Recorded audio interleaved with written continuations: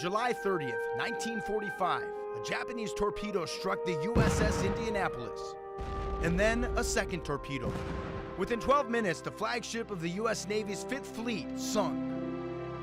Of the 1,196 people on board, around 900 made it into the water alive. After 5 days at sea, only 317 survived. One of them, former Tucson resident Adolfo Celaya, known as Harpo among friends. Somebody out there must like me, and that's the way I looked at it. At the age of 17, Harpo also survived what the Smithsonian has called the worst shark attack on humans in history. Dozens of his comrades were finished off by sharks before U.S. rescue crews arrived. When you're up in the plane, you look down and the ocean looks very calm, but it's not calm. Harpo attributes his survival at sea to the skills he acquired while swimming up current in irrigation ditches in Florence as a kid. And I was only probably 6, 7 years old. After being discharged as an 18-year-old now in Tucson, Harpo found himself drinking every day at the old Roscruz bar when Florence basketball coach George Ahi walked in, invited him to a drink, and then asked him to consider going back to high school while getting paid through the GI Bill. I never even thought I'd ever come to Florence to play basketball. But Harpo did as an 18-year-old freshman. Despite being considered the best player in town, the principal demanded Harpo not be put on the starting lineup because he was Mexican-American. It didn't look right for 5 Hispanics to be playing on a team where that went Anglo. But the following year, Harpo became a starter and led the Florence Gophers to the state playoffs. Still, the discrimination of that area lingered on. It wasn't uncommon to see signs that read, "No Mexicans or dogs allowed in a restaurant."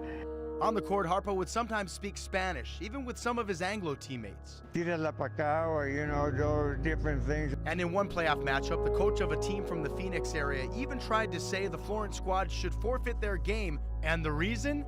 He says they're speaking Spanish. Show me in the rule book where it says that you can't speak Spanish. And the coach couldn't come up with it. Fast forward to Bear Down Gym at the U.of.A. in the 1947 high school state championship game against Douglas High. The underdog Florence Gophers were leading, and the person with the ball dribbling out the clock was none other than Harpo Celaya.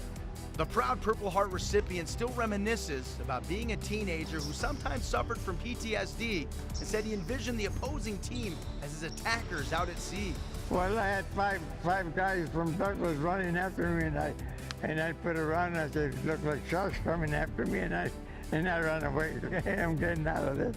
Harpo can smile now because he dribbled out the clock and the buzzer sounded, and Florence High won a state title. As the community here in Florence, Arizona can attest, Harpo Celaya has spent most of his 91 years assisting others, whether it be family members, fellow teammates, student athletes, or of course, something well documented, helping out servicemen in the South Pacific during World War II. And of course now, I feel like it's a tremendous honor for me, getting an opportunity to have him give me an assist. Whoa. Nailing a shot like that, pure luck. And Harpo also admits fortune has definitely been on his side. From a stunning story of survival in the South Pacific to a state title and a banner at Florence High School where Harpo still finds time to admire and reflect, to holding that championship trophy earned over 70 years ago. As a 17-year-old kid, you dream about those things, but I never thought it would ever happen. And for this war hero, it did.